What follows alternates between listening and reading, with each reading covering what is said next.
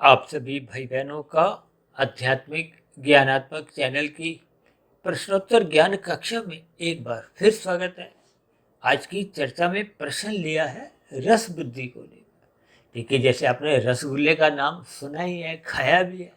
उसमें यदि रस नहीं हो तो गुल्ले का कोई महत्व नहीं है। ठीक इसी तरह देखिए, बुद्धि परमात्मा ने आपको में सात्विक दी है, ज्ञान में दी है। इस बुद्धि को आपको में एक सदुपयोग करते हुए मन के ऊपर इसका नियंत्रण रखना है, क्योंकि शास्त्र बार बार समझाते हैं कि मन ही बंधन का कारण है, मन ही मोक्ष का कारण है।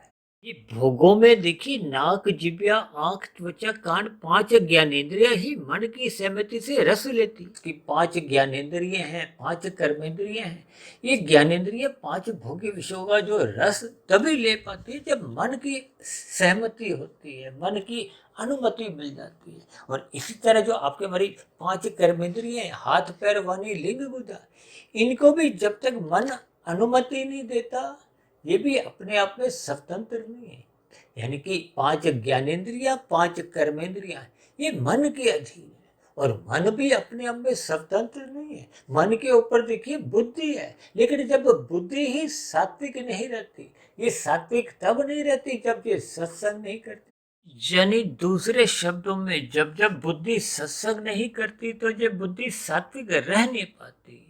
तब ऐसी स्थिति में विवेक शक्ति जग नहीं पाती, तो फिर बुद्धि राशि बन जाती है। राशि बुद्धि का मन के ऊपर कोई नियंत्रण नहीं रहता। फिर मन बुद्धि दोनों ही अपनी रस बुद्धि से इस संसारी पांच भोग्य विषयों का, गंध, रस, रूप, स्पर्श और शब्द, इन पांच भोग्य विषयों में रस लेने लगती है, जिसके फलस्वरूप मनुष्य कब इन भोगों का व्यसनी बनता जाता है, प्रमाद में गिरता जाता है, जिसके फलस्वरूप मनुष्य आवश्यक नए कर्म कर नहीं पाता। तब ऐसी स्थिति विशेष में फिर मनुष्य अनीतिगत कार्य करता हुआ अपनी तामसिक बुद्धि बना लेता है। इन सभी स्थितियों में मनुष्य का तमोगुण में गिरते हुए अनीतिगत कार्य एक सहज ही होने लगता है, जिसके फलस्वरूप मनुष्य का कर्माशय बिगड़ने लगता है, संस्कार बिगड़ने लगते हैं। इसलिए तो शास्त्र बार बार आपको हमें समझाते हैं कि यदि मनुष्य